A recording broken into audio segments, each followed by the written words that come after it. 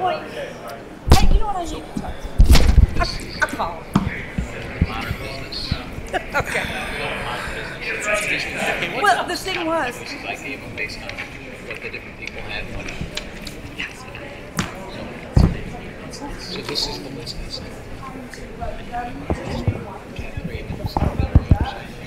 We covered everybody. How people got in order. These were I looked at what was most popular because they had it listed by size. This is what we said.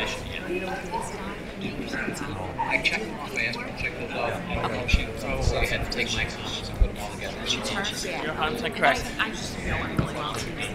Okay. It's been a rough day. Yeah, looks like it's not getting any better. What are you taking the flu? Don't even come in the room with us.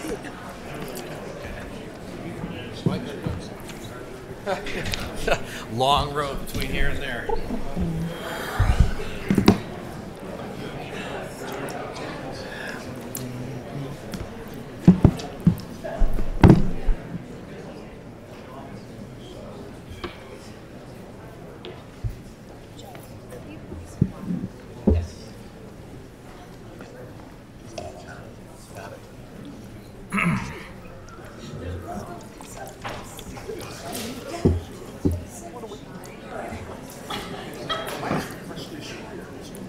It's entirely possible yours is glued on.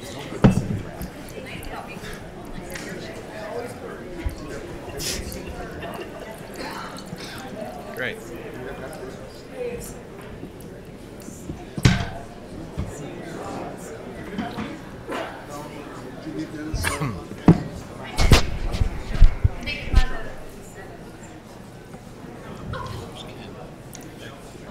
Ken, you ready?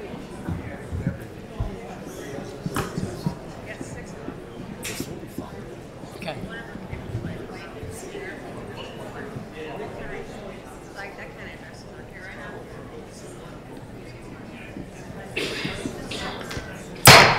Call the meeting to order. Call the roll. Trustee Fenton? Here. Trustee Dodge? Here. Trustee Guerra? Here. Trustee Ruzick? Here. Trustee Calandrello? Here. Trustee Carroll? Here. Mayor Pico?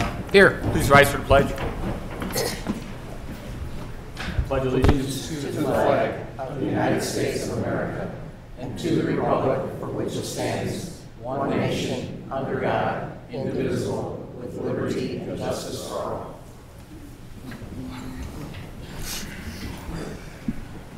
You guys want some agua? Yes, please. the release of portions of executive session minutes, entire 2017 with redactions. I will entertain a motion. Mr. Chairman, Trustee Carroll.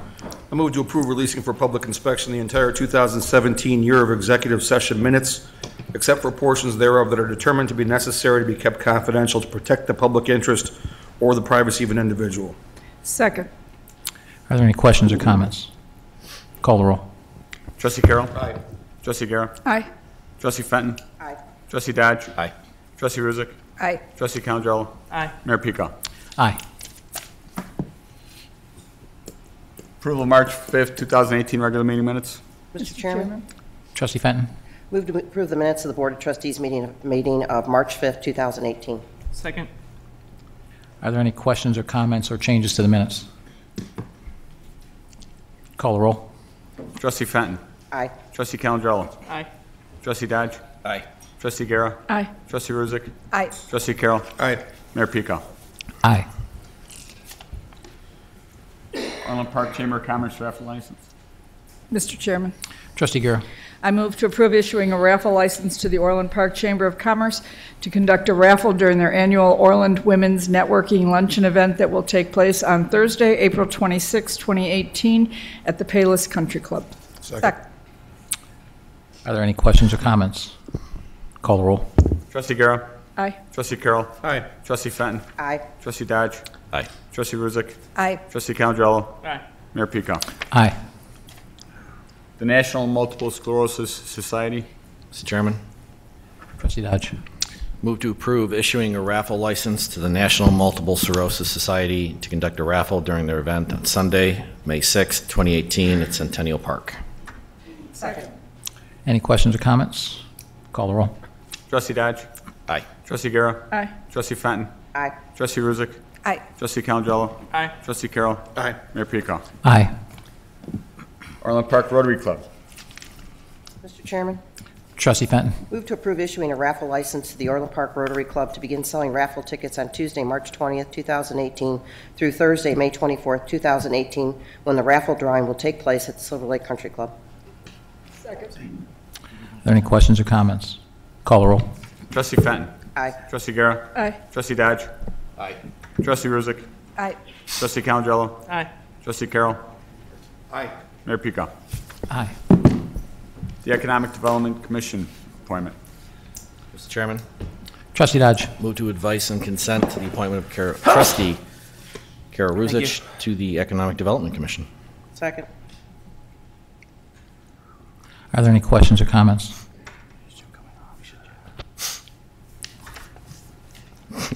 Call the roll. Trustee Dodge? Aye. Trustee Fenton? Aye. Trustee Guerra? Aye. Trustee Ruzick? Aye. Trustee Calangelo? Aye. Trustee Carroll? Aye. Mayor Pico. Aye. Okay, that was a replacement that went smoothly. Write that down. Consent agenda? Consent agenda.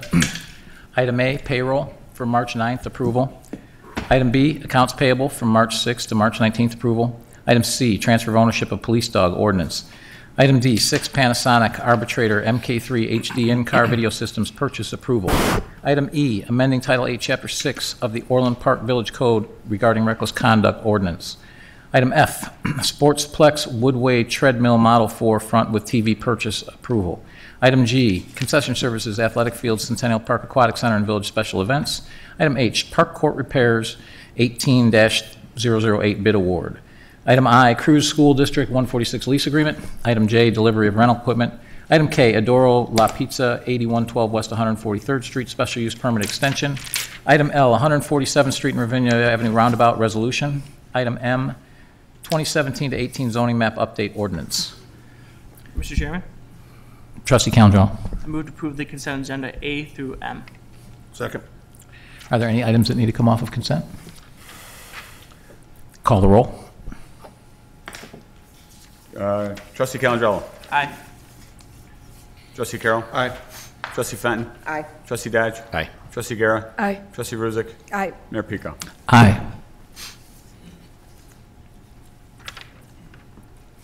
Two 2018-19 road salt purchasing requisition.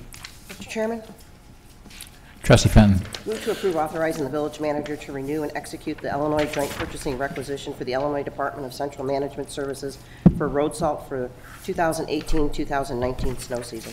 Second. Are there any questions or comments? Village Manager Lamargo, I do have one question. I know that we had an issue with road salt delivery during that big storm event. How has this impact this agreement? And then also, do we have a plan in place, any additional plans in place than what we had for that particular event? Yeah, whenever they don't deliver the salt on in a timely manner, we do get a discount from that. Money is taken off, and we do have contingency plans in place in the event that there is a delay in salt delivery. But Okay. we are ordering a little bit extra salt right now to make sure that that barn is completely full. for Okay. any sort of- Are there any other questions or comments? Call the roll. Trustee Fenton? Aye. Trustee Ruzick? Aye. Trustee Dodge? Aye. Trustee Guerra? Aye. Trustee Calangelo? Aye. Trustee Carroll? Aye. Mayor Pico. Aye.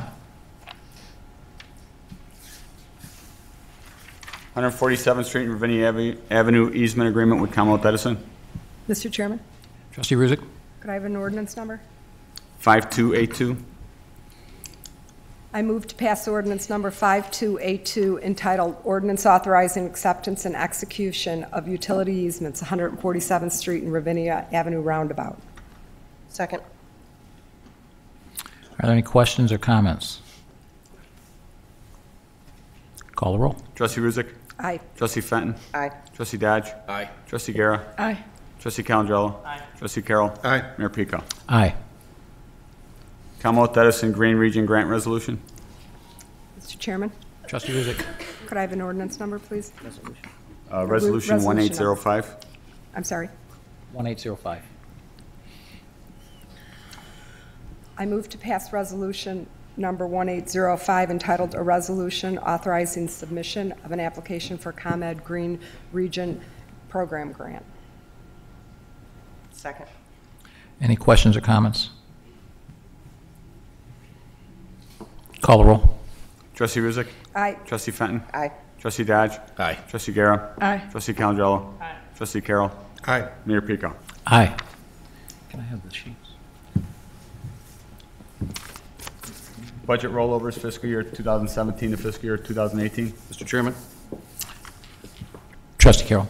I move to approve an amendment to the fiscal year 2018 expenditure budget in an amount not to exceed $34,257,592, and an amendment to the fiscal year 2018 revenue budget in an amount not to exceed $15,981,294. Second. Are there any questions or comments? Mr. Chairman, Trustee Carroll. it's common year to year that when we have projects that are multi-year projects that haven't been completed within one fiscal year for us to roll over the remaining balances on those as that project progresses. Something we've done every year. Director Mampey is here if the board has any specific questions beyond that, but majority of the rollovers include the capital improvement projects. The vast majority of them do. Any other questions or comments? Call the roll. Trustee Carroll. Aye. Trustee Guerra. Aye. Trustee Fenton. Aye. Trustee Dodge. Aye. Trustee Ruzick. Aye. Trustee Calandrello. Aye. Mayor Pico. Aye. Amending village code commissions.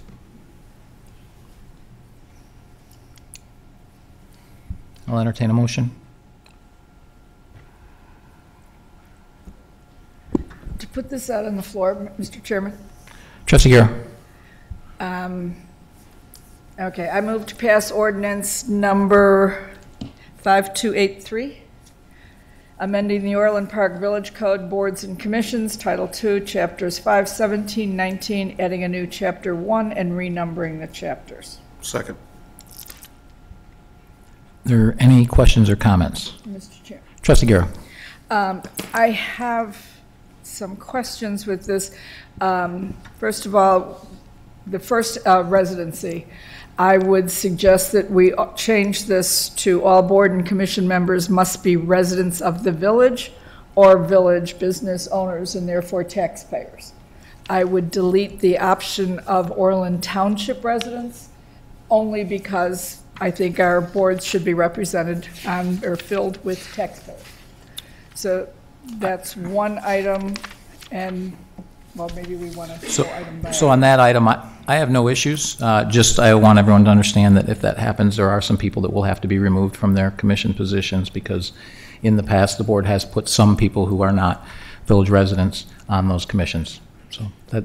And I would respond to that only that I know I personally requested the placement of a non-resident at one point on one of our commissions because there were no residents that stepped forward for that position and they had a unique background that would make a great contribution to it, and they were appointed and served well.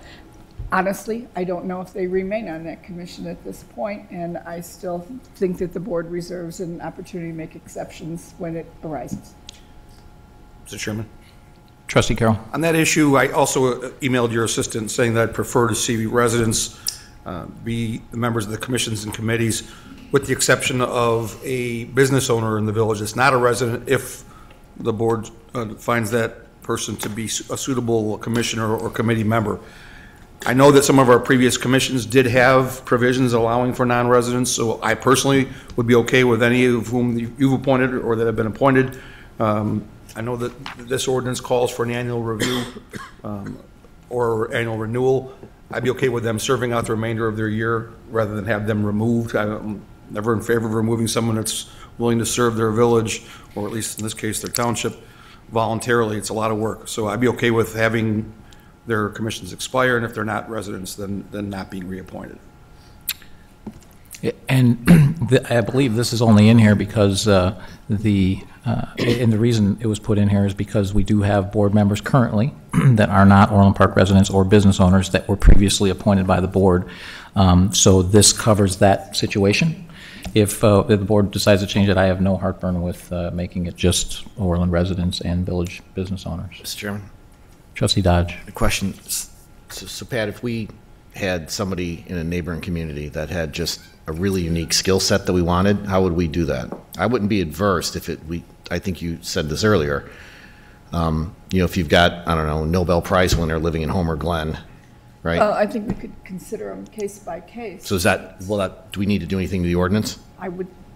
Or just bring it up as So well? I guess I would ask Attorney Fricker, from a case-by-case basis, as I understand it, if we say it's village residents only, it needs to remain that way unless we put into one of the specific commissions, we can make an exception, and we'd have to put that into the code. Is that correct? That's correct. These are creatures of the village code, and the parameters of membership are at the discretion of the village board. So Jim, I think to answer your question is if you wanted to do that, we would have to amend either the first chapter of this, or we'd have to amend the specific chapter of the commission in question to allow that to happen. That's pretty easy. That's pretty easy. It's pretty easy, yeah, it can be changed. That's Mr. Chairman? good. Trustee Ruzick. My question is, does the current ordinance allow business owners, Orland business owners, or is that new? That's new. It does not allow Okay, for so that. the addition is business owners and non-residents who are residents of the township. striking Those would that. be the two. There may be one or two of the commissions that allow for non-residents, members of the township, but I think for the majority of them, it requires village residents to be qualified. And That was my businesses. understanding. I just wanted to make Not sure. all of them are clear, I guess is and so the reason for this master statement was to cover all of the commissions. case. But because they weren't all, Circumstances. they didn't all lay it out. You want to jump So back in and say? I just wouldn't want to get into a situation where we had a commission that was all business owners and they weren't residents. I don't think that's what anyone would intend by this ordinance. So, I mean, I'm not opposed to business owners sitting on the commissions, but I think primarily these should be made up of residents. And I think right now, the way the ordinance reads, you could have all non-residents who were business owners, and I don't think that's what anyone intended. I think that's what you intended, I don't think anybody, I didn't intend anything. All I was doing was covering the, what's already been the practice of the board. And so I really didn't have any intentions on this other than that. I don't think it would be the intention of this board. I haven't put anyone on that's not a resident except for one who is a business owner on the Economic Development Advisory Board. I think that's the only person that I've put on. But if we're going to clean it up, maybe we should do it right. I mean, if that's everyone's intention to make the majority, at least have the language in there that would say the majority needs to be it needs to be residents. Yeah. And That's fine. I don't understand. My point is taxpayers, whether they're business owners or residents, they're taxpayers in the village. They have a vested interest. If we want to say that we need to have a mix on each one, business owners and residents, I get that. That's fine. I just have the objection to just generally making a blanket statement that township residents, why would township be different than just non-resident? So I would entertain a motion to amend item A to read, all board and commission members must be residents of the village or village business owners, and the majority must be residents of the village. Second. No, I already seconded it. I'll entertain a motion. Oh, So, I thought that was the motion you're making yourself. Those are pretty good. You should do it. I'll amend that one. I'll take that one. I can amend the motion Sure. and add that statement that the majority of the members of the commission should be residents. so trustee Gira has made a motion that all board and commission members must be residents of the village or village business owners, with the majority of residents being majority of the members being residents of the village. Trustee Calandrello seconded the motion. Are there any other comments or questions on the amendment? I have a question.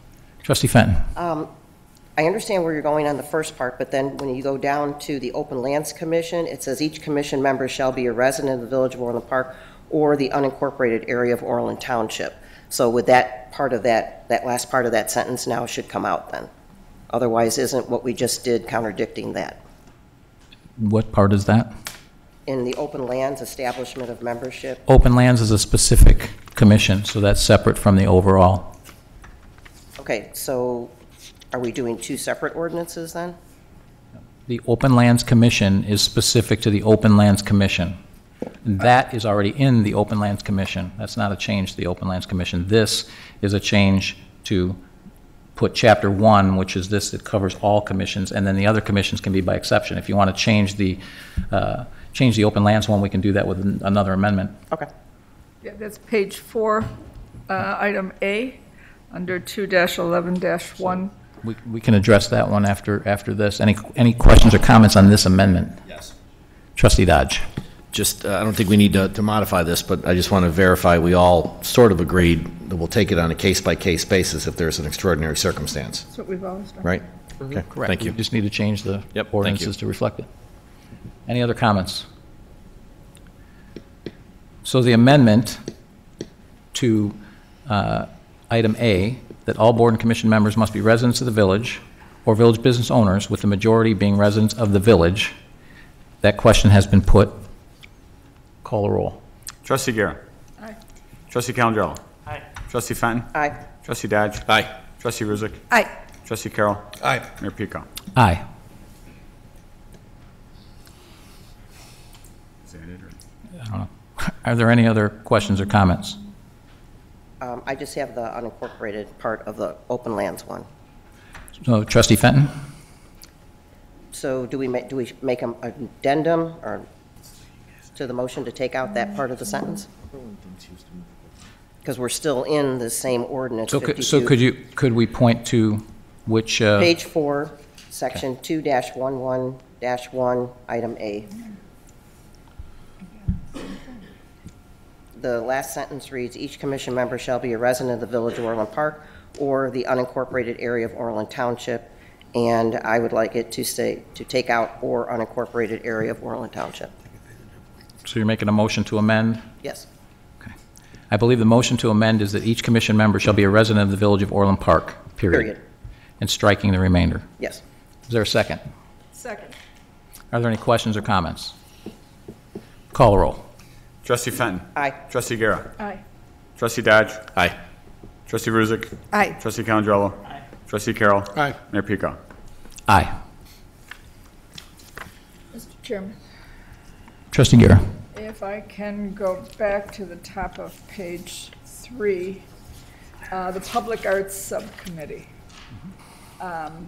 I see that we're now making them a subcommittee of the Rec Advisory Board and making the advisory board 13 members, which I fear might be a little cumbersome, but the Public Arts Committee will be represented on the Rec Advisory Board. That's the proposal. Correct.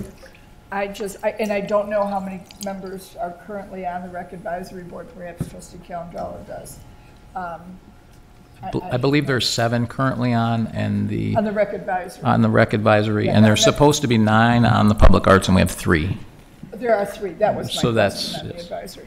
I just don't know, being familiar with the Fine Arts Committee, I don't see some of those folks sitting at a board meeting discussing baseball fields. I don't think we want to do that. Well, I've met with a couple of them, and they seem to be open to the idea of making some changes.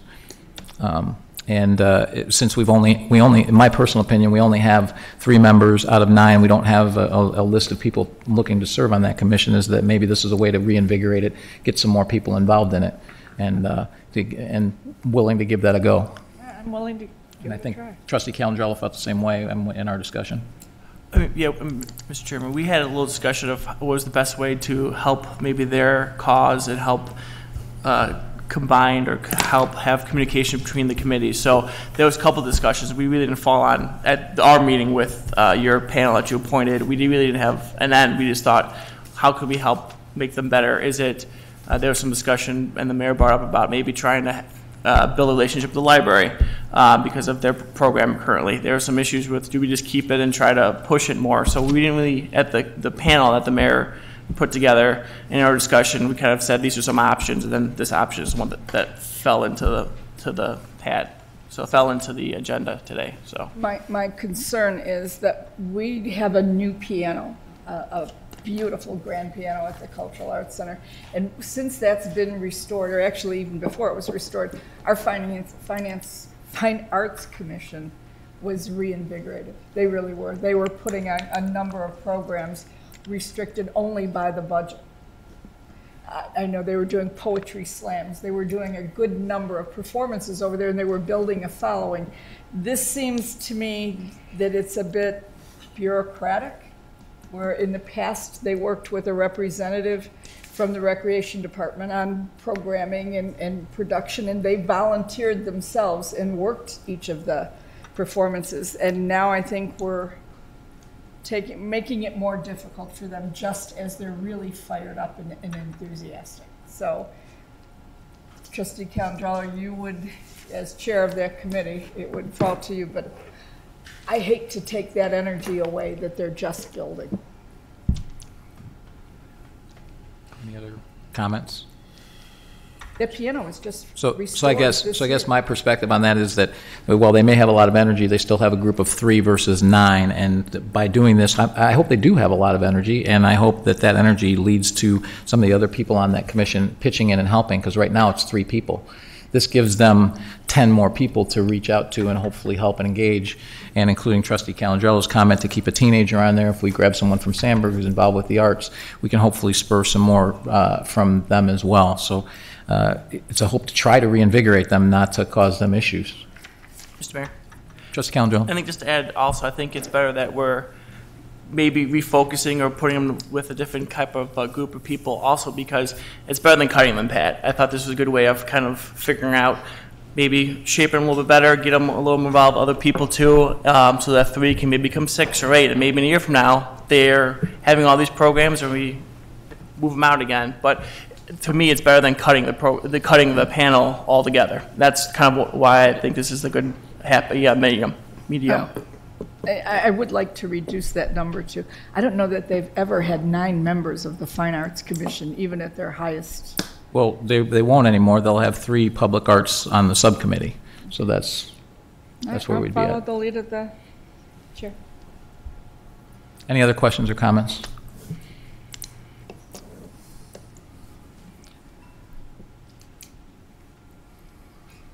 So the question is put as read to amend the Orland Park Village Code along with the 2 amendments. No, we did the 2 amendments. Okay. So now we have to vote on the entire ordinance. Okay. So again, the question is put as read with the 2 amendments as read. Call the roll. Trustee Garrett. Aye. Trustee Carroll. Aye. Trustee Fenton. Aye. Trustee Dodge. Aye. Trustee Rizek. Aye. Trustee Calandrello. Aye. Mayor Pico. Aye. Open Lands and Museum Board, discussion.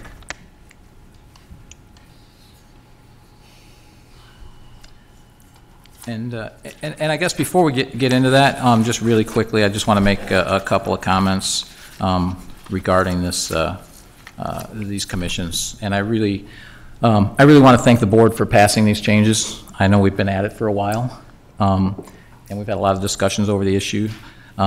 And I know that some people here have been for a lot of these, and sometimes government moves a little slow, but it does. And it takes time to get things done, but we did, and that's okay because that's how representative republics are going to work.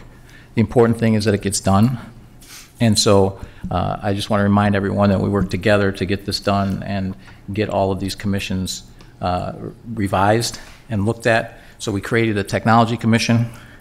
We improved the Recreation Advisory Board. We modified the Open Lands Commission. We ensured that trustees won't be voting members of the commissions, but they'll be liaisons. So I think we got a lot accomplished, even though it took a while. So thank you again to the entire board for that.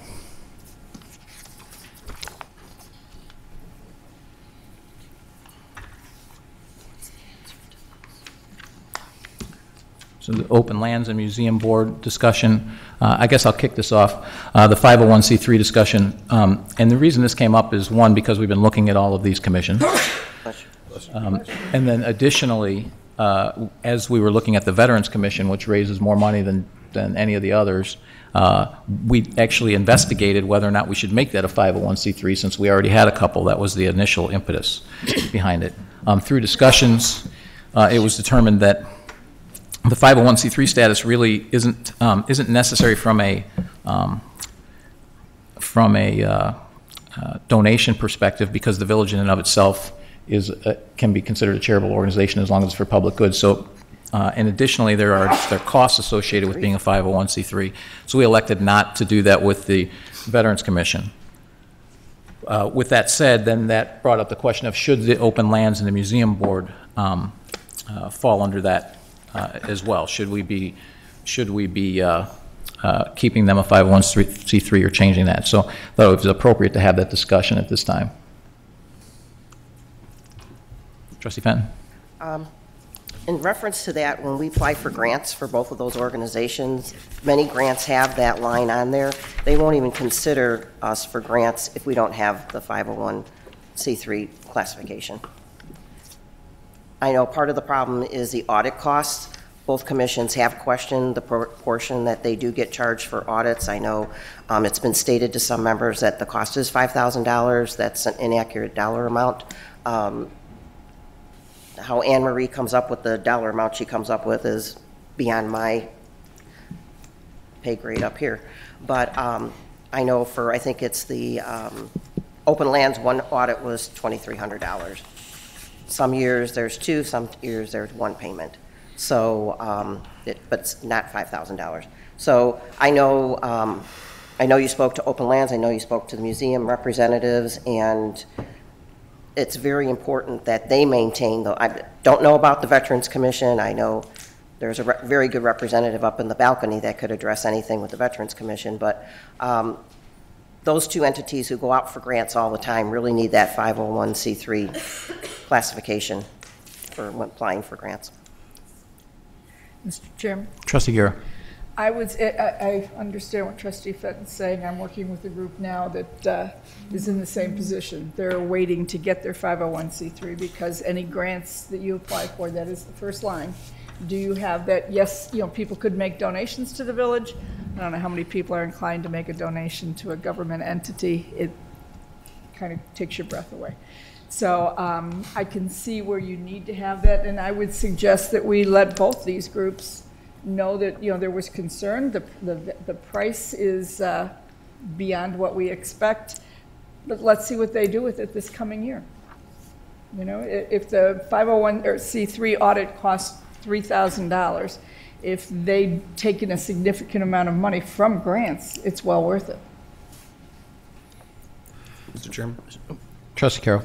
Yeah, my experience has been the same. I don't practice in charitable corporation law at all, but I have been involved with the Orland Park Lions Club for 22 years, and originally it was a not-for-profit organization, and like Trustees Fenton and Guerra said, you could give a donation to a not-for-profit, but you don't get the same tax benefit, in my understanding, as you do if you donate to a 501c3. So some years ago, 10 or 15 years ago, the Orland Park Lions Club formed a second corporation, the Orland Park Lions Charitable Corporation, which is a 501c3, because it did get them to the next level of donations that they weren't qualifying for when they were just a not-for-profit. So I'm okay with, if they're not getting enough donations to justify the expense of being a 501c3, then let them disband it. But if they are receiving a benefit from it that exceeds the cost of that audit, I think it's well worth leaving it there. Mr. Chairman? Trustee Calandrella? I think I kind of want to echo. I don't want to repeat because there are a lot of people who it seems like no one wants to be here for this discussion, but I think one of the things is the auditing fees, and maybe we could work with the 501c3s to see if they can get their own auditors. I mean, I'm sure there's a husband or a wife or an accountant on these 501c3s that can at least help us, maybe with not all the costs, because Anne Marie's her face right now. But I think there's a way we can get it would at least cut that cost down a little bit, because if it's benefiting them, we could figure that out. That's all, we could look into that as a policy. Director Mampy? If I could just say a few things. The audit fees are actually set by the independent auditing firm that gives us the proposal. So we don't come up with those amounts. They come up with those amounts individually. We get a separate audit fee for each of the 501c3s. We get a separate audit fee for the village, and we get one for the police pension fund, because that's a separate entity. So those are fees that are given to us. They may seem unreasonable, but no matter how much money there is or how many transactions there are, they have to go through the same audit procedures that we do. So when the auditors come out here, they're going to do the same exact procedures for those 501c3s that they do for the village's books.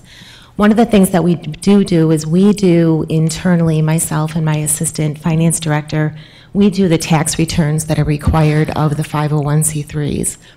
If they go to an independent audit firm, that firm is going to do them, and they're going to charge them for that. And right now, we're not getting charged for that because we're doing that ourselves.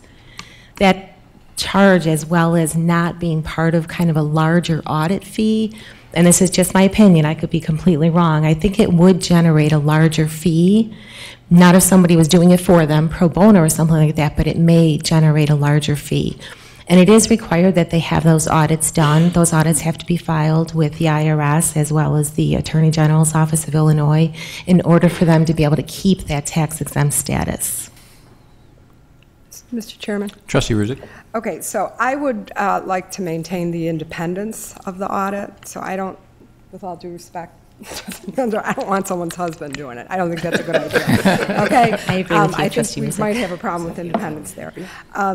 Secondly, I think the idea of keeping them separate, right now we both, especially the museum board, because it's a new board that, you know, has a lot of, we just have been supporting it, obviously, because it's new. But I think keeping them independent, someday, maybe they will remain independent from the village, and we will not be the ones that are their main financial support. So I think from that perspective, and it will cause them to financially prove themselves independent. And if they're not, well, to bring them under the village is just going to add to our costs because they're a line item on us. I know they are now anyways, but if we keep them independent and encourage their independence, in the long run, that may be what we're looking for.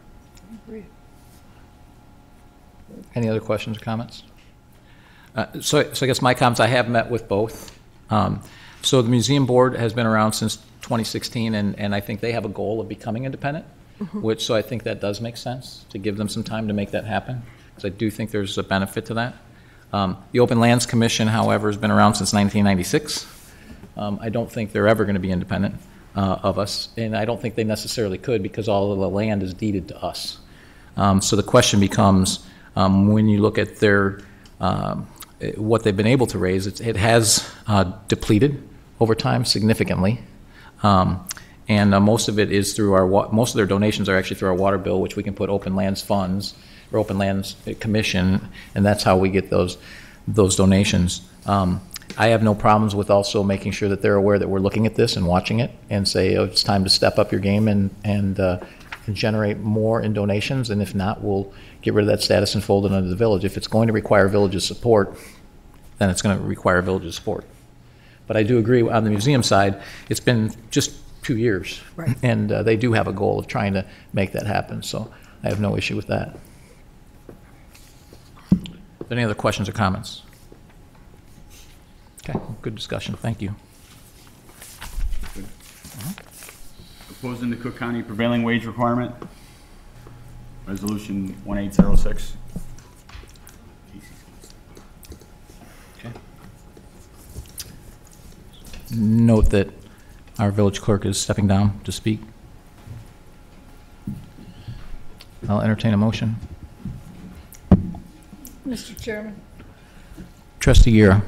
I move to pass resolution number 1806, entitled Resolution Opposing the Cook County Prevailing Wage Requirement on Property Tax Incentives, 18-1604. Do I have a second?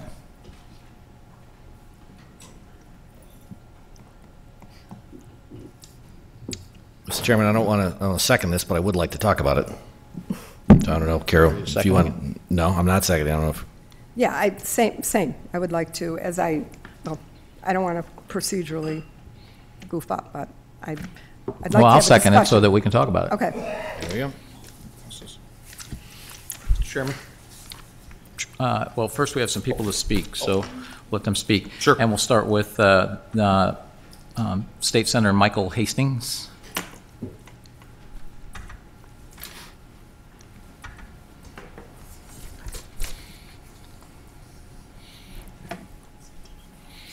Good evening, board members, Mr. Mayor.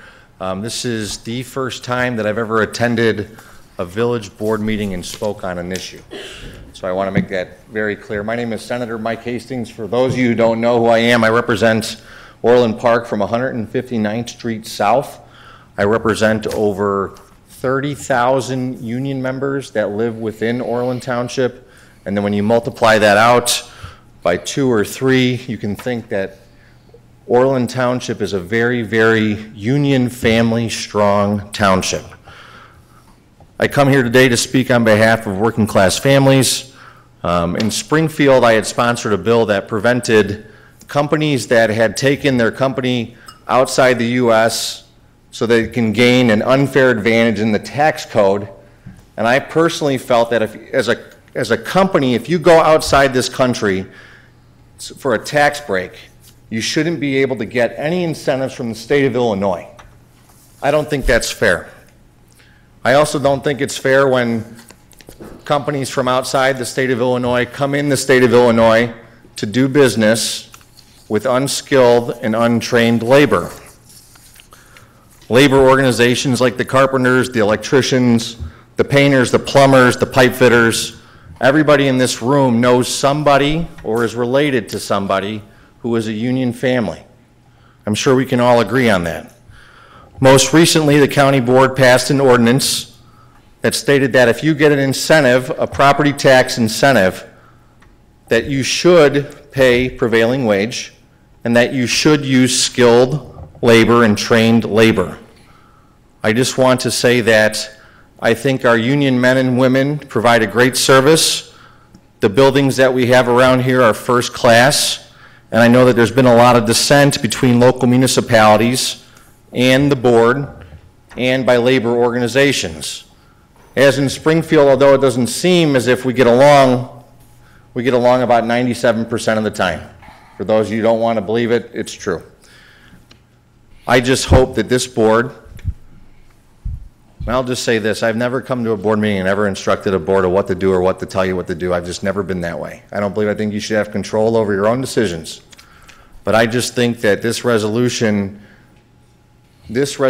by denouncing it and by denouncing the actions of the county board, I think that it would be far better to try to work together with organized labor, the county board, and municipalities in the south suburbs to find a better outcome rather than denouncing the men and women that live in our community that will spend their money that they earn on these projects in our community and also help their families. Mr. Mayor, I appreciate your time. I thank you for your patience and the honor and the ability to have to allow me to speak today. And I always look forward to working with you, and I look forward to working with everybody in this room to create a better community and a better state. Thank you, Mr. Mayor. Thank you. John Mahalik.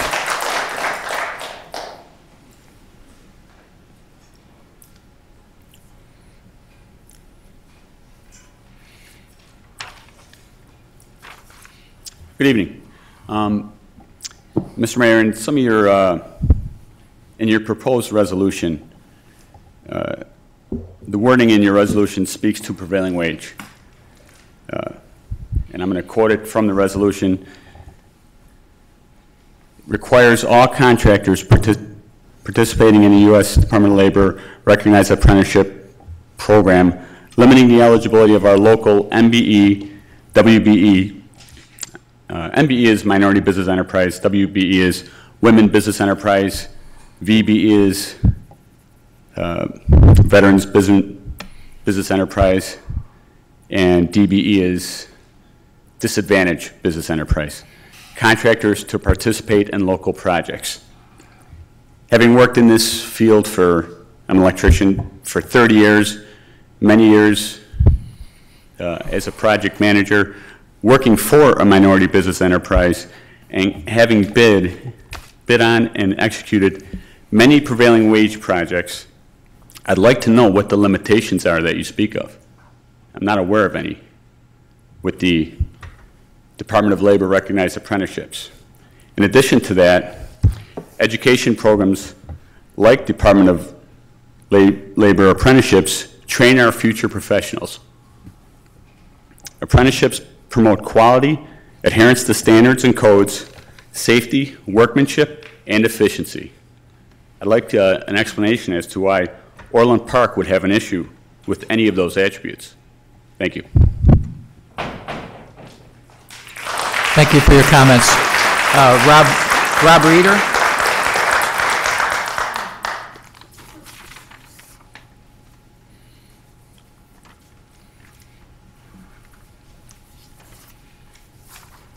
Mr. Mayor, members of the board, my name is Bob Reiter, Secretary Treasurer, Chicago Federation of Labor. I'm also a resident here in the Village of Orland. And for a time before I came to the Federation, I worked for the operating engineers, Local 150, and I did a lot of work on prevailing wage. Looking at the resolution, talk about the differences in wages. The operating engineers have about 90% market share in the Chicagoland area, including out this way. The electricians, I know that their market share, as well as the carpenters, are better than 80%. And this isn't just on public works, this is work generally. Now, I know how prevailing wage set on the union contract rate here in this area. Some places it's not. It depends on what wage prevails. When I did prevailing wage work out in Iowa, the union rate did not prevail. As you get closer to places like here, the union rate clearly prevails. I'm concerned about this because I believe it cuts against the values of this community. I grew up just outside of Orland Park in Homer Township. My dad was a heavy equipment operator. I have family members in various building and construction trades. And when I moved back to Orland 5 years ago, I was so proud to be here representing the Federation because we have thousands of union members, teachers and people who work in the building trade specifically who live out here in Orland Township. I think Senator Hastings mentioned this earlier. When I talk to people about what we have out here, everyone knows a union electrician. And it's not because they're knocking on their door every day. It's because of the skill and training that the IBEW puts into their members, but also because this is a middle-class community, and this is where middle-class people live. You know, there's going to be probably at least one more speaker who will talk about the economics of why prevailing wage is important. I'll tell you this, that when you go to the lowest common denominator, it hurts the working families that live in your community. That's where prevailing wage, which, by the way, prevailing wage was a bipartisan bill that Congress passed, Davis-Bacon, back in the 1930s, right? Republicans and Democrats came together. Traditionally, Republicans and Democrats support prevailing wage in Congress. This extension, the fact that this extension of prevailing wage would be controversial in an area, especially like Orland Park, where you have high wages already being paid, is ridiculous. And what we should do is continue to support working families. Now, I know that at the hearing last week that there was a discussion over collective bargaining agreements being out of line with some trade wages. So if that question comes up, be happy to answer those questions. Thank you. Thank you for your comments. Dan Allen.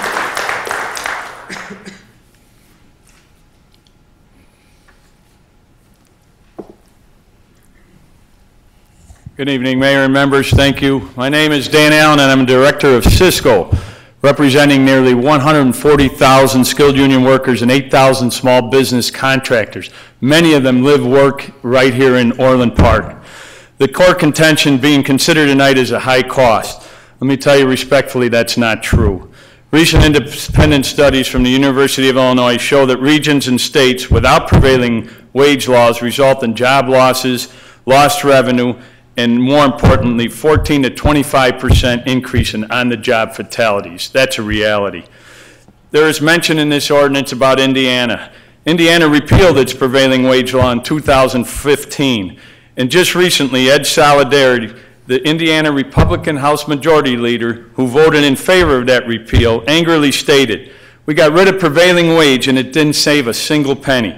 He went on to say, when you have prevailing wage, you hire local people, and they spend their earnings locally. When you go out of state and just chase price instead of the overall macroeconomic contribution, you actually wind up weakening your very own community.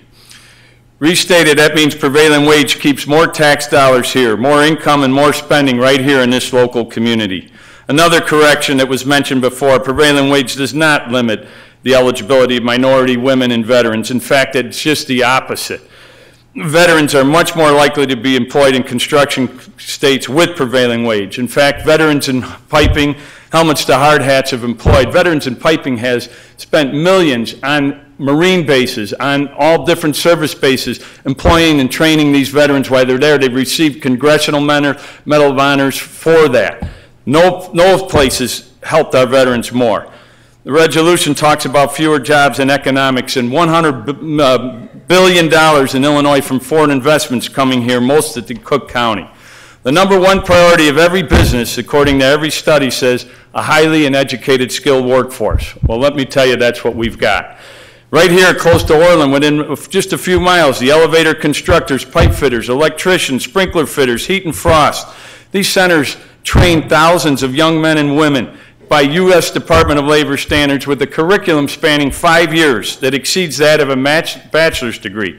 Cost to taxpayers, zero. The benefit's priceless. A less educated and poorly trained workers translates into more mistakes, injuries, deaths, corrections, and higher costs, higher burdens on the taxpayers here. Before I worked at Cisco, I was the chief code enforcement officer with the City of Chicago Department of Buildings. And let me tell you, I saw firsthand what untrained skilled workers can do. Insufficient ventilation, electric shock, fire hazards, mold, and the likes. These have real life circumstances. A recent tragic example is that of the death of Chicago firefighter who fell to his death through an unprotected elevator shaft. This resulted in a bad contractor ordinance because this contractor had many jobs similar to that. And the recent Florida bridge collapse, which is under investigation, surely demonstrates that life safety stakes are high for those in the construction industry. And the training is key. States that don't have prevailing wage laws have 40% less training than states do. In conclusion, let's not hamper the wage disparity anymore. Continue to create jobs for our veterans, women, minority. On behalf of the 8,000 small business contractors and 140 skilled building trades workers, I urge you to vote yes for hardworking middle-class families, and please vote no on this resolution. Thank you. Thank you for your comments. Are there any questions and comments from the board? I'm sure there are. Any comments from the board? Mr. Chairman? Trustee Carroll. There have been a lot of great comments. A couple of the speakers already said some things I wanted to mention, but I will say that there's been a lot of discussion in the last year or so about development of our Main Street Triangle and other areas of the village, where it's been brought up by members of the board that this board wouldn't want to give incentives to developers coming in, let the marketplace pick the winners and losers. And if that's the case, then those same board members should have no objection to the prevailing wage ordinance at the Cook County level. But more importantly, I think this resolution's ill-timed, and it's not appropriate, because if I went back and read today the Public Wage Act, which is the state law on prevailing wages, Prevailing Wage Act, I misspoke. And what it says in there is that all fixed works constructed by any public body or paid in whole or in part with public funds, including bonds, grants, loans, or other funds made available by or through the state or any of its political subdivisions, shall pay prevailing wage. So, as I read the county ordinance, and I read it again right before it came out tonight, it's only codifying, accepting, and acknowledging what was already in the state law. Like Senator Hastings said, if you're getting a benefit from a property tax incentive, then you should pay prevailing wages. If you don't want to pay prevailing wages, then don't ask for the benefit, because you're getting the public trust, you're getting the public funds, and I think that's exactly what the county board said, to acknowledge, to codify, and to accept, and I myself think the prevailing wages should be paid anytime a contractor gets any kind of benefit from the public fund.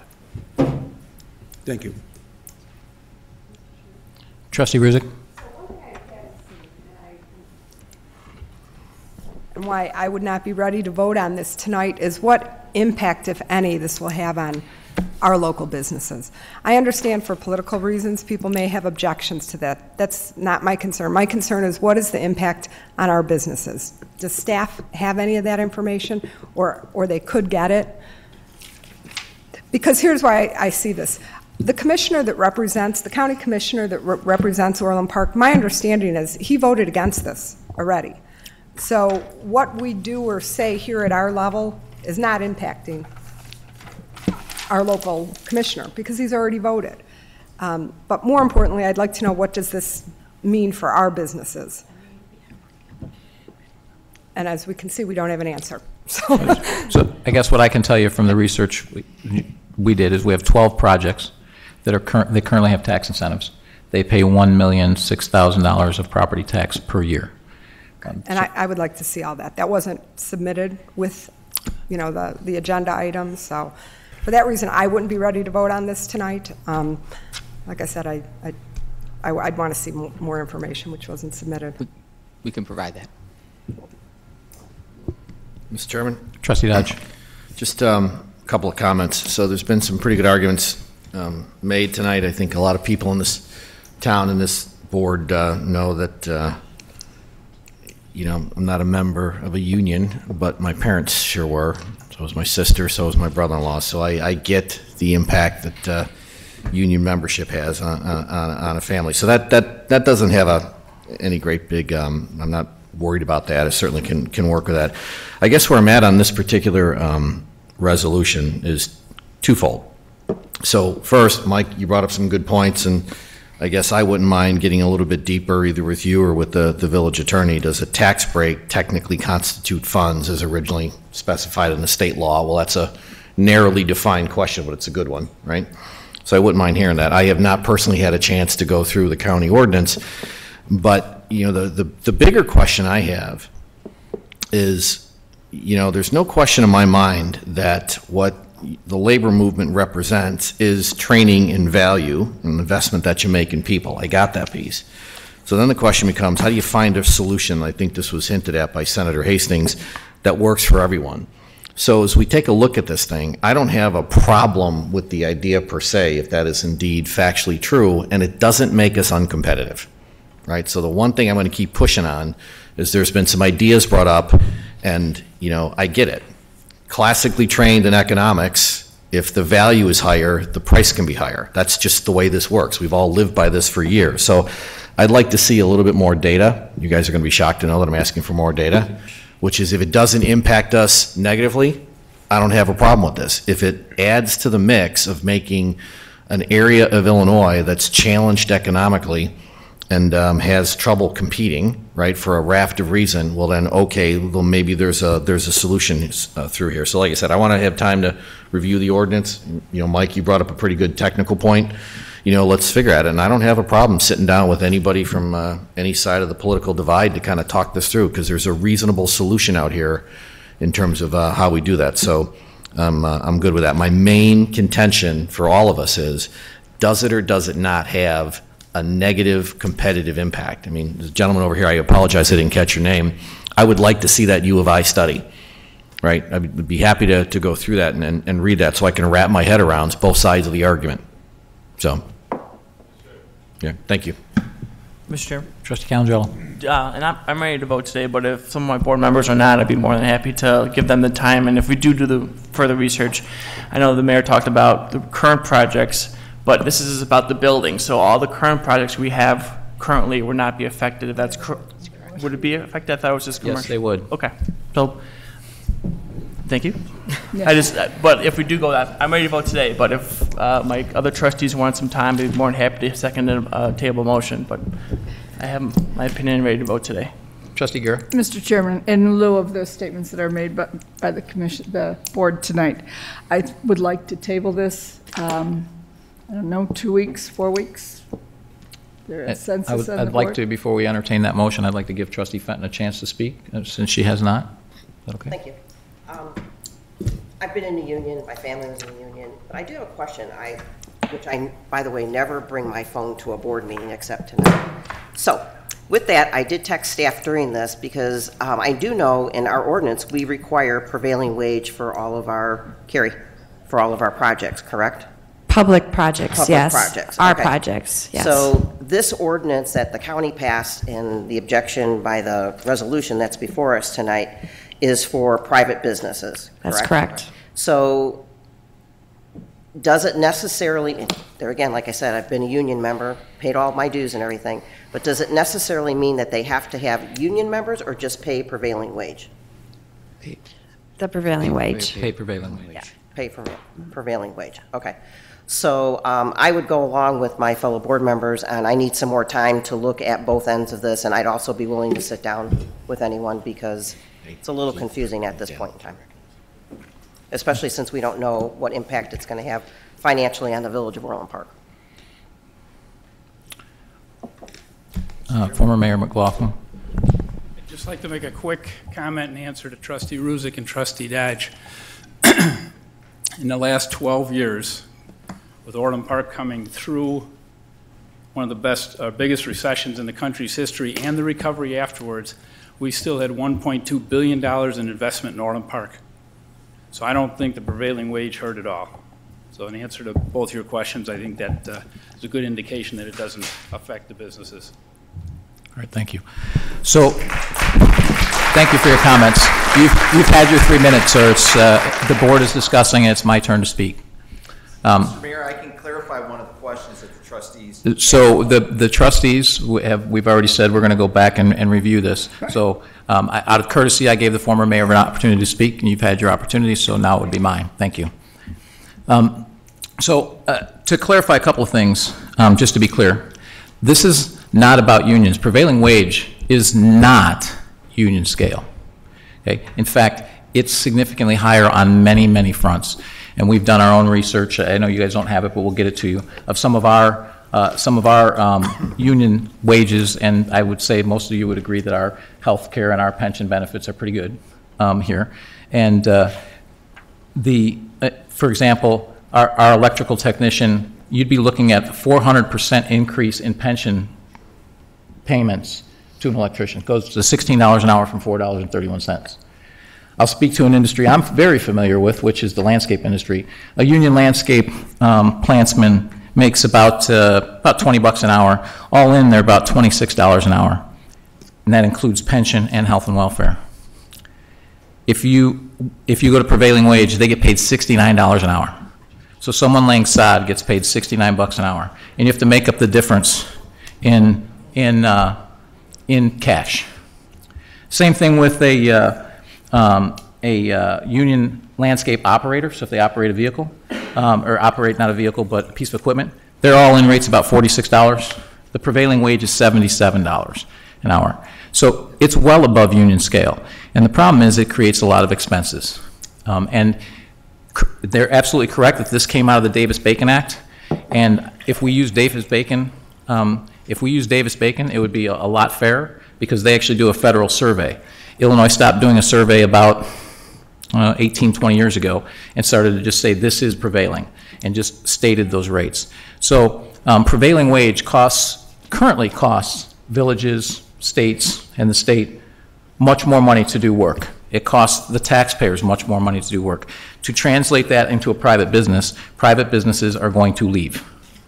The mayors to the east of us, we will be hurt. There's no question that Orland Park will be hurt. Will we be hurt as bad as the neighbors to the east of us? No, because the only way they get work done is via incentives.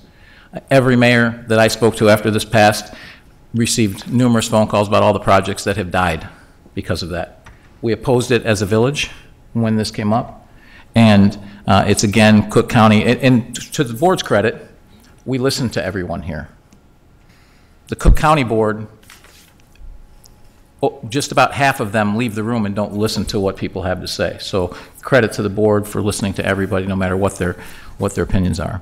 So I have no problems with pushing this back, but be clear that this is not public. This is not the public doing this work. These are private businesses doing this work. And to the point of this is a tax incentive, it is not actually cash that's outlaid. You're putting them in a lower tax bracket so they pay fewer taxes. Well, if they don't build, they pay none. So back to we have 12 projects with $1 million worth of taxes. It does apply to them as well. So it has the potential to have a devastating effect, much worse than the sugar tax. But I'd be happy to see more research from our staff, and I'd be happy to entertain a motion to table this for another time. Do we need legal? We have a motion on the floor. Yes, so the motion, she just made a motion to table. Motion to table supersedes. Oh, okay. Yeah, so we just need a second. Second. So the motion has been moved to table, and has been seconded. Call the roll. Who made the original motion? Oh, I did. Trustee Fenton? Aye. Trustee Rusick? Aye. Trustee Dodge? Aye. Trustee Guerra? Aye. Trustee Calendrello? Aye. Trustee Carroll? Aye. Mayor Pico? Aye. Resolution forming an ad hoc committee to investigate secession from Cook County. Mr. Chairman, Trustee Guerra. I move to pass resolution number 1807, I believe, entitled Resolution Forming an Ad Hoc Committee to Investigate Secession from Cook County.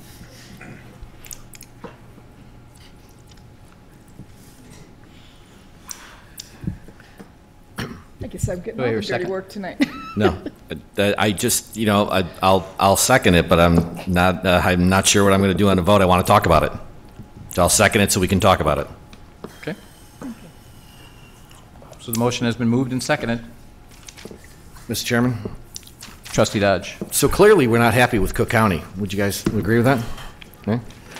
And, this issue has come up for all the years I've been involved out in Orland, starting back in '86, because there's always been some frustration with the county of Cook as a governing body on some of the things that it does. And one of the most recent examples was obviously that god-awful sugar tax, which was everything to do about the revenue, nothing to do about the help, but that's my opinion. And so, there was a non-binding referendum, I think, not all that long ago. I don't recall the results, but I'm pretty sure they're carried, right? That, and I think I took that as a way for people to signal to the system, we're not happy, as opposed to a formal technical suggestion to actually get out of Cook County and annex to Will, or, I'm pretty sure that Mayor McLaughlin, you're also the political historian in the room. I'm pretty sure there was more than a little talk not that long about a Lincoln County to kind of carve out some of the southern suburbs. So this has been an ongoing theme, because I think we're frustrated for a lot of reasons. So not quite sure what the right answer here is, but I want to make sure that the folks down at 118 North LaSalle hear us. Mm-hmm. So that's my comments. Mr. Chairman? Trustee Carroll. The two are kind of somewhat related to me, so I'm just going to make one comment that I couldn't make because of the motion to table. But I just want to let the audience know, I'm not sure that several of the stats we got about prevailing wage versus union scale are accurate. But I will say that having followed what some of the South Suburban and Southeast Suburban mayors said at the county board, that there is a point that our property tax assessments in the Southland are completely disparate from the assessed valuations in the north suburbs. That's a legitimate point. But I think attacking a prevailing wage ordinance and potentially hurting working families, as was mentioned by several of the speakers, is not the way to go about fixing that. In fact, there's a work group that was proposed as part of the response by the county board to all the speakers talking about this issue, to study just that and to look at the possibility of revamping, not possibility, the likelihood of revamping the assessed valuation. The reason we're given all these incentives, not as much us as the suburbs, as you mentioned, Mr. Mayor, to the east, is because of the fact that properties in the Southland are taxed much higher than similar properties in the north part of the county. And that's something that's got to be adjusted, not by hurting working families, but by straightening out our kind of messed up assessment system. But this particular issue, this resolution to form an ad hoc committee to secede from the county, to me is I can't say it any nicer, laughable. To me, it's a political stunt. It was a political stunt in November of 2016 when the township put it on as a referendum, which, by the way, only passed by about 3,000 votes in a township of 100,000 people. Anyone that does 30 seconds worth of research about the possibility of seceding from the county will quickly see that the only way that could happen is if the majority of the voters in Cook County agreed to that happening. And as was mentioned somewhere in our board packet, maybe perhaps even in the resolution itself, it's alleged that we're the third largest taxing body in Cook County. Who in the right mind outside of Orland Park would agree to let us go if we're the third highest taxing body in Cook County? It's laughable. And to me, it's not even laughable. It's sad, because we're wasting taxpayers' time and money to explore something that clearly will never happen. But the other reason it bothers me is kind of this why I said they're kind of tied together is this, again, if this were even possible, which it really isn't, it would not help the working families in Orland Park. In fact, it would hurt them. Because every time you hear people talk about how evil Cook County is and how bad the taxes are, it's people that don't realize that our residential tax rates are lower than all of the surrounding counties. Cook County gouges their commercial tax base, no doubt about it. But as a consequence, they discount the residential tax base. So if you look at our own demographics available on our website, the average home value is just a shade under $300,000 in Orland Park. So I spent some time over the weekend and looked on Realtor.com, went to the Cook County Assessor's website, went to the Will County Collector's website, and looked at, for example, I found a $299,000 townhome here in the Village of Orland Park in Crystal Tree. They pay $6,978.54 in property tax. I've got the PIN numbers and everything. I'm not making these numbers up. Take an exact same value property in Homer Glen. They pay 3% more. They pay $227.90 more per year. 3% more than you'd pay in Orland Park. Mokina, they pay 13.3% more, or almost $1,000 a year in property tax more than the residents of Orland Park pay. Go to Frankfurt, it's 30.1% more, or almost $2,100 a year more. It's a waste of everyone in this room's time, ours included, to even discuss this.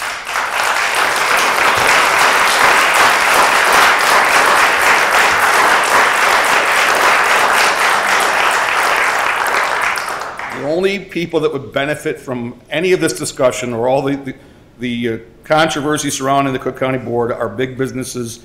This, even if it were possible, which it is not, would hurt working families. Thank you.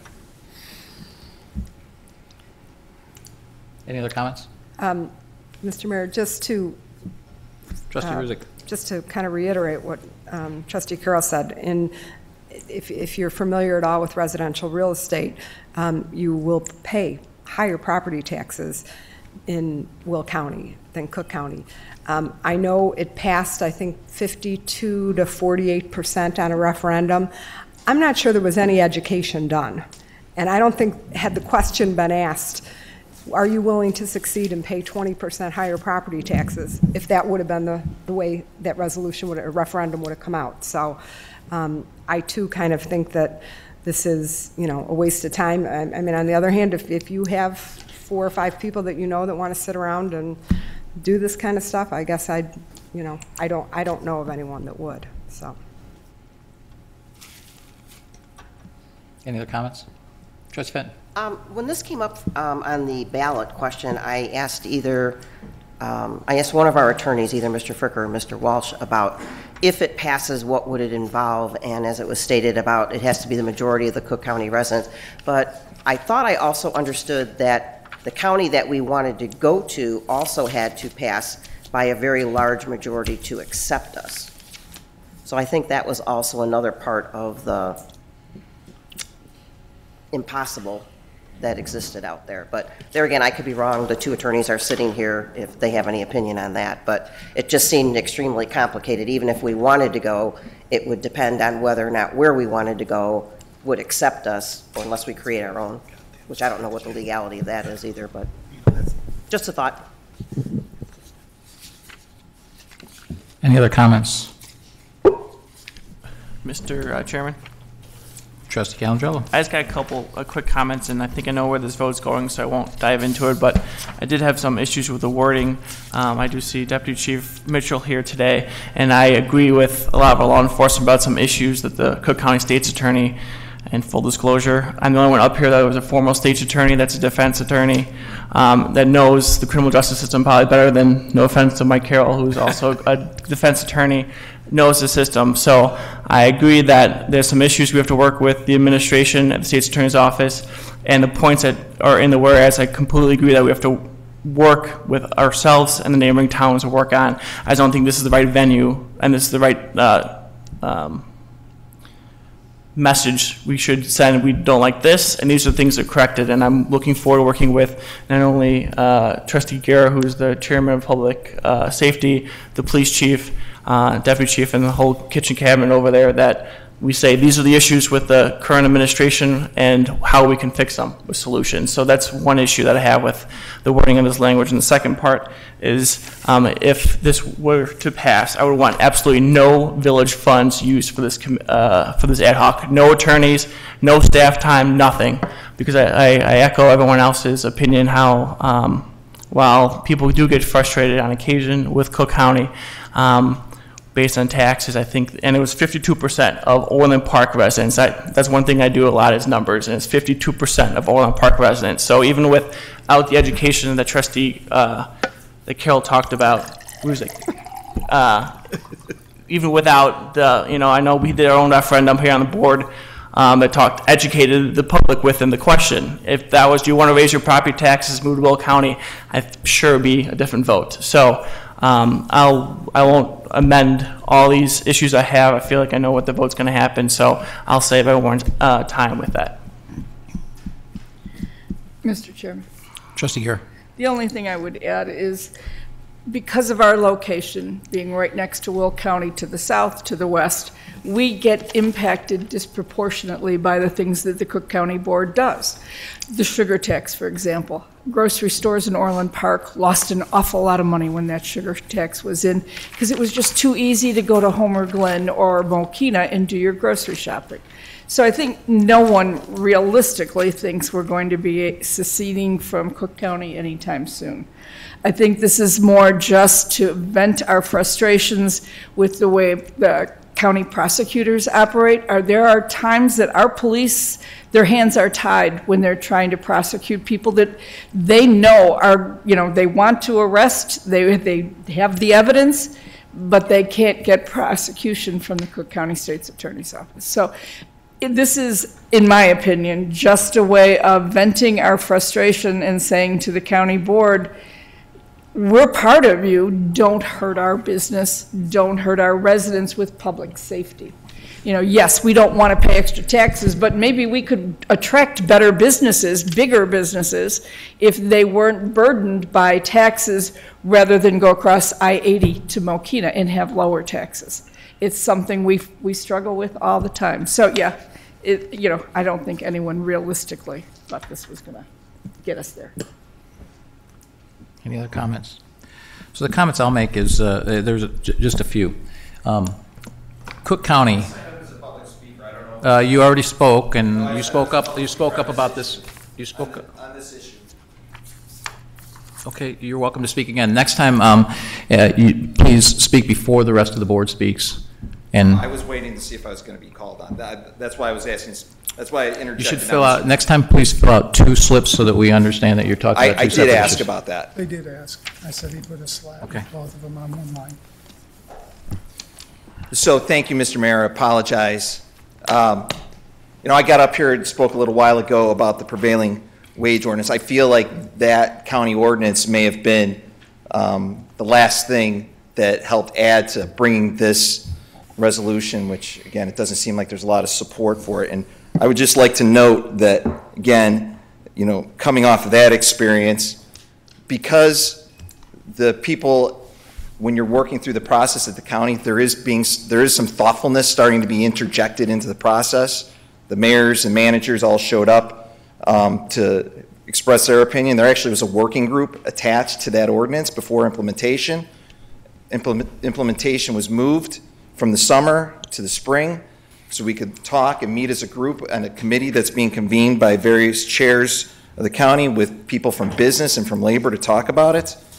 And I would also just like to highlight again, and if any of the trustees would like to talk to me about this, because myself and I know Dan Allen from Cisco are experts in this, I can show you the union contracts and their wage rates and benefit packages that match identically to the prevailing wage, identical, and the Davis-Bacon rates for this area, which are also identical to the state prevailing wage rates. And I will let you know that the landscaping companies that are part of the various unions that represent landscaping, there are landscaping union companies that are signatory to what we call the heavy highway agreement with the operating engineers and the laborer, which are the rates that are used for the prevailing wage rate. So there aren't To say that there's not landscaping companies that do not pay these wages or not signatory to trade agreements to have them is not true. Also, I will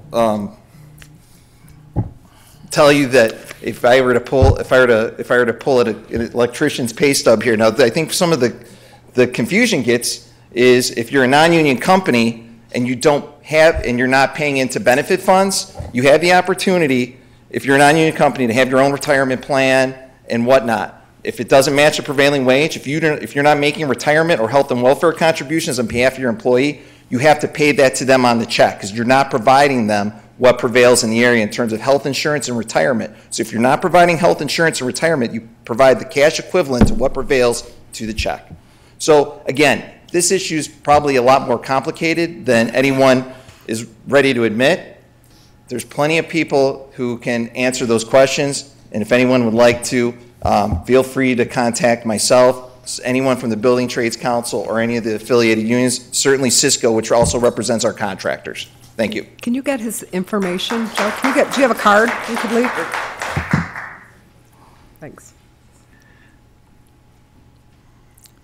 Thank you for your comments. Thank you. Are there any more comments from the board? Just get the info we talked about. So the comments that I would like to make on this. So having been involved in this discussion, the mayors were, for the most part, ignored when we went down there. And this isn't the first time. And particularly to the east of us, they really suffer. And if the towns to the east of us suffer, it will eventually bleed over to us. Their property taxes, in some cases, is higher than their mortgage because of the disparity in how Cook County treats the south and southwest suburbs relative to the north. That's been identified. Supposedly there's a plan, but they've known about it for decades, and they haven't fixed it. How would you like to go into a house that's worth $50,000 and be paying more in property tax than your mortgage? Fortunately, none of us have that problem, but to the east of us, they do. The mandates from the county are breaking the backs of border towns like ourselves, which is why we've opted out of all the ones that we can, but the ones that we can't, it continues to cause problems for. It's significant to the people to the east of us. Again, it's killing them. They not only are bordered by Will County, they're bordered by Indiana. So, and if they get destroyed, that's only going to bleed. Those problems are eventually going to find their way to us, because it's just going to keep seeping across the county. And it's particularly frustrating when dealing with the county that, yeah, we do have a good voice in Sean Morrison, but the rest of the county pretty much ignores the South region, including their own representatives. But police and public safety. And we hosted, I think just last week, we hosted all of the police commissioners here. And the people here should know, I mean, I had a list coming from the police department of 12 items, but I distilled it down to, I think, 4. The Cook County State's Attorney's Office, essentially, it's open season on our law-abiding citizens practically. The Cook County State's Attorney's Office has established a felony approval threshold of $1,000 or 10, count that, 10 prior felony convictions for retail theft. The Illinois law is $300. That's the threshold. So guess what? If it's $300 in Will County, which way do you think they turn on I-80? They go north, whether it's us or whether it's Tinley Park. The county state's attorney's office has implemented a policy of not prosecuting violators who have a suspended driver's license. So in other words, if we ticket someone for speeding through our town 40 miles an hour over the speed limit and they have a suspended license, the county does not prosecute the suspended license, but they also do not prosecute the original ticket. So you, as a license holder, not suspended, you will be prosecuted. But if you're operating a car illegally on a suspended license, you will not. The current felony review process requires that all witnesses and victims be at a police department prior to an assistant state's attorney getting there, which prolongs investigations. And then another issue that we're having is an 18-month-old statute calls for blood draws to be completed within 2 hours of driving under the influence of cannabis. Yet the county state's attorney's office has done nothing to expedite the search warrant process, so that essentially that time has expired before we ever get a chance to make that blood draw. again, making prosecution almost impossible, and they won't prosecute anyways. And one anecdotal story is, what was it, last December, November, December timeframe, there was actually someone killed, a 17-year-old, killed by police in Dalton, and he was doing bad things, so that's how he got himself in that predicament. But we actually had outstanding issues that we wanted to arrest him for, and the county wouldn't issue a warrant, so we couldn't go get him. So that kid did not need to die. He needed to get into the system. Those are the things that are happening from our county. Like many of you, I'm at my wit's end as far as how to reach our county representatives for them to realize that this is a serious problem and they need to actually start working for the people, for all of us. The issues around prevailing wage, I have no issues with having a discussion about it. In fact, I think we talked about it specifically to our Cook County Board President. I said exactly this because what she told me is, we're going to review all of these things next month. I said, well, if you're going to review them next month, why pass a law on private companies before reviewing them? Why not actually do the review? So we need to send a message to our county board representatives, not ours specifically, but all of them. Anyone has ideas of how we can reach them more effectively? I don't know, but I felt like it was important to have this discussion. I don't think anyone here thought this resolution would pass. I voted against it actually when it was up, but this discussion needed to happen because you need to be aware of what the difficulties the county is creating for all of the villages. Obviously, we're concerned with ours, but it's also all of our neighbors as well, and that's a big deal.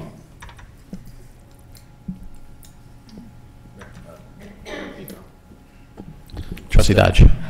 You know, I've long sensed that the challenge with Cook County is what I would describe as systematic decriminalization, which doesn't help any of us in this room, not on any level. So if that's the case, I'd be perfectly comfortable, and I guess maybe we could do a show of hands if we limit the issue to, listen, we think Cook County needs to rethink what it's doing these days in criminal justice. That would probably be a pretty specific way to say this is a frustration point for all of us. I don't have a problem bringing something like that back to the board for consideration. I mean, we've seen it, we know it. I think you've got the main facts right. I mean, it's kind of pisses you off, right? I think that's the technical term of this business. So I'd be happy to entertain a motion to withdraw this motion and come back with another one regarding the criminal prosecution. I would make that motion. Mr. Chairman, we'll get to that. Trustee Carroll. I think Trustee Calandrello, being another criminal law practitioner, hit the nail on the head. I don't think a resolution to the county board will have any effect on criminal justice prosecution.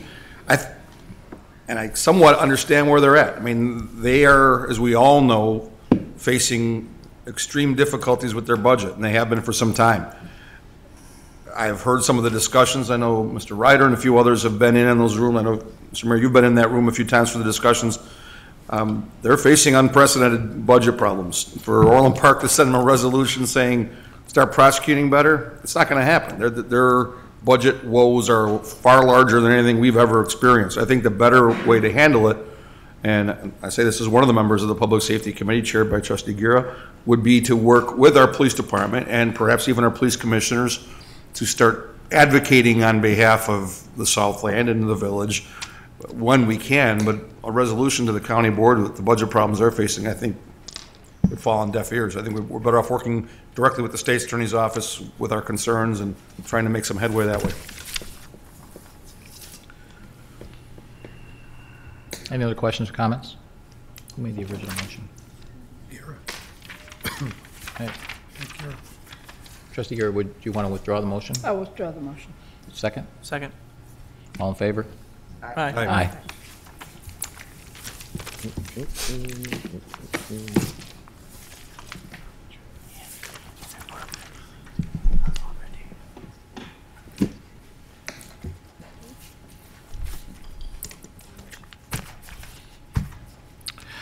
So non-scheduled citizens and visitors, Dan McLaughlin, former mayor.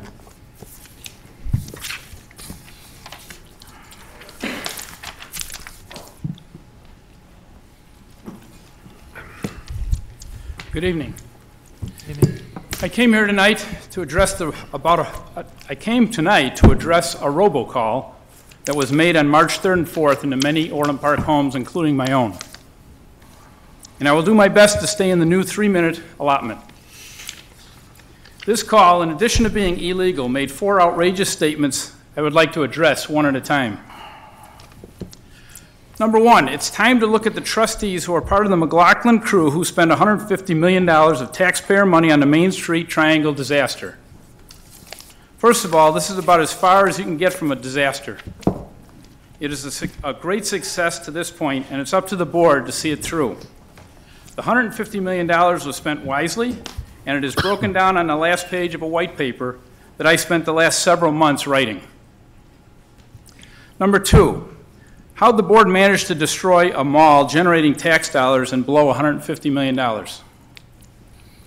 9750 building alone has a higher EAV than the entire 30 acres did when we started the TIF. It's a huge benefit to the village. We didn't blow $150 million. We invested $150 million, and it is creating a huge return for the village. And any of the stores that were in that mall that wanted to relocate and stay in business were helped by the village. Number 3, how'd they manage to pay $4.5 million to Orland Bakery?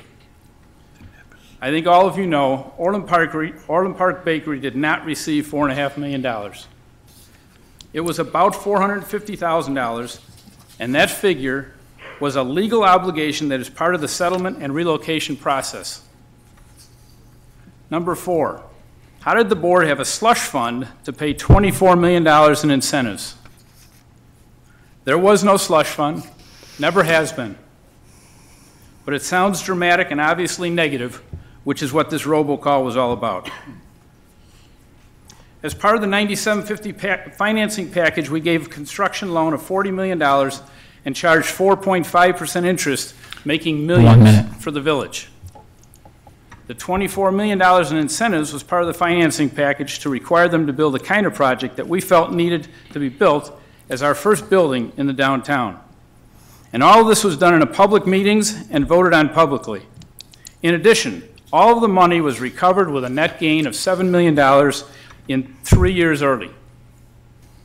Mr. Mayor, it is my understanding that you have told at least 1 or 2 people in this room that you know who made the robocall. I am asking you to tell that individual to stop making our town look bad with uncalled for negative misinformation, distortions, and exaggerations. This is not the first call of its kind, but let's hope it's the last. I continue to hear misinformation and confusion about the downtown in general, which is why I spent the last several months writing a white paper on the downtown.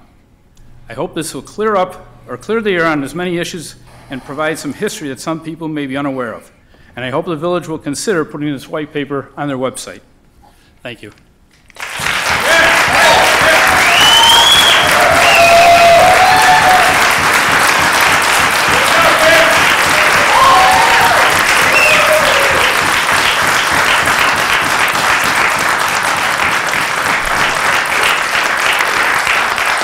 Thank you for your comments. Board comments, Trustee Guerra. I have none.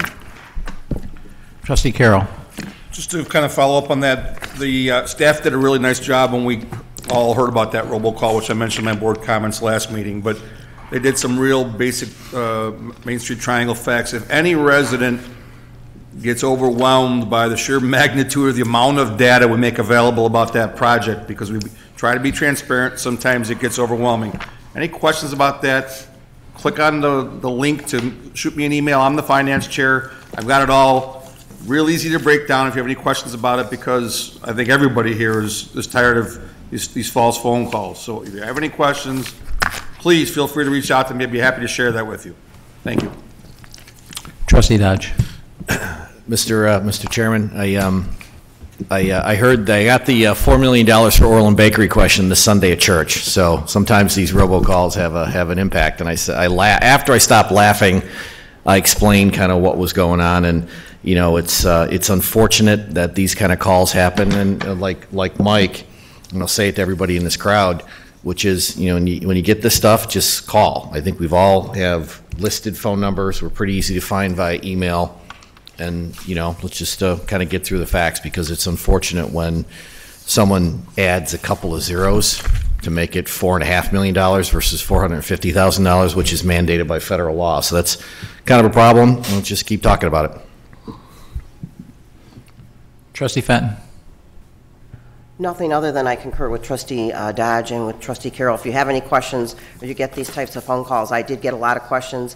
Staff did put together a fact sheet for all of us to answer questions. I answered questions with the reporter, and it was misinformation, and it's really sad that someone out there feels that they need to do that to tarnish the reputation that the Village of Orland Park has had, which has been wonderful, and it's very sad that somebody feels they need to do that by calling individuals.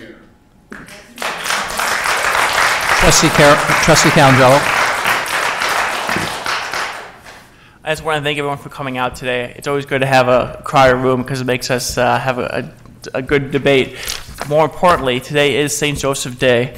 Last time it was Cashel Pulaski. I see my Polish mother upstairs, so now it's my Italian father. So I just want to wish everyone a happy St. Joseph Day. I don't have to go into the history of that, but I also want to thank everyone for coming today. Like I said, I enjoy big meetings like this. It's good to have people and get their reaction, and I want to thank everyone that came today to talk about everything, because I appreciate their input. Thank you. Trustee Ruzick. No comments, Mr. Mayor. Good, thank you. Oh, I take that back. One comment. Okay, Tomorrow, for those of you who have not voted, please get out and vote. We have a very important question that we are going to be looking for resident input on the video gambling. So please, if you haven't voted, remember to get out and vote, and encourage your friends and family to do so. Okay, so my comments will be somewhat brief. So I was proud to be invited to Sandburg last week as they congratulated Kendall Coyne from the U.S. Olympic hockey team and a Carl Sandburg graduate on her gold medal. So she deserves congratulations. Also, thank you to all who came to the senior coffee at the Civic Center last Friday. Thank you to Cindy Kelly and Jennifer Peterson for making this event successful. Since the former mayor is here, I also want to take this moment to thank him for inviting me to the water project meeting before I took office, and meeting with me for 5 minutes before the meeting to brief me on that $225 million project. Since that was the 5 minutes that you gave me during the transition, I was surprised when I saw you here tonight listed as a speaker. Your reasons for speaking are no less surprising. As Trustee Carroll pointed out last week, at the last meeting, to his 2 weeks ago, to his knowledge, nobody on the board had anything to do with the robocall, and the avenue for complaints is the FCC, as the village has no authority over it, which I think we all know. As far as your accusations that I know who made the robocall, that's absolutely false. So we've had discussions here. We all have some suspicions, but in the end, it really doesn't matter, because all it's trying to do is divide the board. I want to remind everyone of everything the village board has accomplished in the last 10 months by setting aside differences, which at first were numerous, and putting the people of Orland Park first. We reduced our net debt by a little over $50 million by exiting the 9750 project. We cut about 2% out of our operational budget. We stopped the practice of rolling over excess revenue into our operations budget. We agreed to capital improvements for our parks, roads, and technology infrastructure. We also improved transparency by putting board meetings on audio and having open discussions on critical issues, as we did tonight. We provided relief to the Hurricane Harvey victims. We opted out of the Cook County minimum wage and sick pay mandates. We reviewed and modified our commissions, which we did tonight, even though it took 9 months. We got it done. We approved an assessment on our fields to improve their utilization and find some economic development opportunities. The board also was very supportive of me in my efforts to submit an Amazon headquarters bid, which has resulted in interest from Intersect Illinois, Illinois Deco, and Modern Business. When I arrived here, there was a letter of intent with a developer to bring in the theater. They never did get a lease done, but they were expecting about $8 million in incentives for the building that you saw pictures of. Together, we forced them to step up. Unfortunately, they didn't. The board agreed to get out of the piece-by-piece development of the triangle, which I think is going to be good for the triangle. And we had an RFQ out, which was submitted today. We received 6 RFQs, so we'll be looking forward to doing that. And that's for all of the pieces, so that after 18 years, we can see that whole site developed. Recognizing the importance of Orland Square, I met with the owners of the mall shortly after taking office, and they indicated that Seritage wanted to redevelop the upper level of Sears. I met with Seritage and I told them I thought it was a good project, but I didn't think we had the votes. But if they would work forward with the project and keep working on it, I would work to get to the votes. In the end, the board did work with me for a long period of time, and we together approved the AMC retail expansion from Seritage at the mall, which is a $40 million investment, with a 5-to-1 vote. So we went from 6-to-1 against to 5-to-1 for. The board again put the people of Orland Park first. The initial meeting at the mall also led to facilitating a resolution of a 2-year-old issue that we had between Pace and Simon Properties at Orland Square Mall, and that so far is working pretty well. Orland Park has strengthened relationships with our neighbors, Mokina, Frankfurt, Palos Park, Tinley, Orland Hills, New Lenox, and Will County. The mayors of Mokina, Tinley Park, and myself founded a regional development group for the I-80 corridor. We also aided Commissioner Morrison together in his effort to successfully repeal the Cook County soda tax. This board, in spite of a rocky start, has accomplished all of this, and of late has been working together more effectively. Transitions are always challenging. This is what I said it would be, but it is in the best interest of the people of Orland Park to work together, which we've been doing. I fail to see how the people of Orland Park or anyone on the village board benefit from the robocall. In fact, this robocall makes it difficult for everyone sitting up here. So the question is, who does benefit from the robocall? I look forward to continuing to fight for the people of Orland Park, and with that, I will entertain a motion to go into executive session.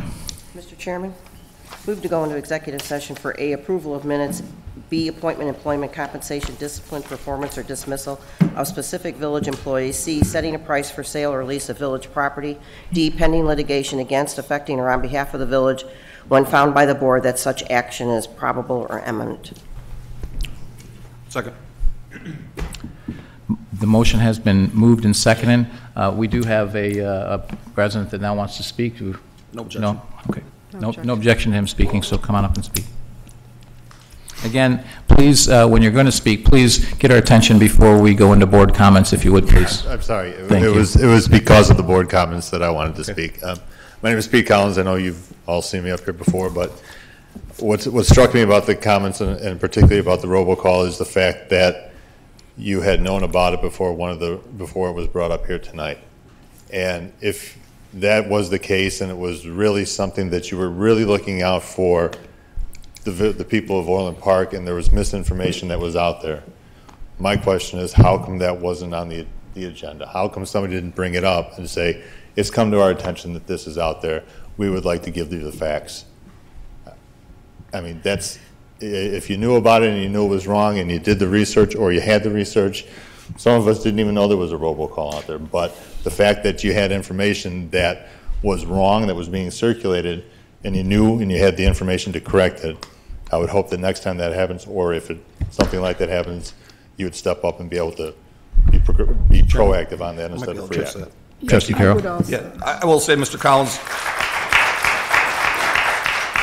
we were aware of the robocall at the last board meeting. I did address it in my board comments. I did not receive it. Subsequent to the last board meeting, I got a copy of it, so I heard exactly what it said. And that's when Mr. Lamargo and I and several other board members, Mr. Keating, Ms. Freiling, Director Mampy, we started putting together this sheet. We also, because the robocall directed people to come tonight, knew it was going to be a topic of conversation.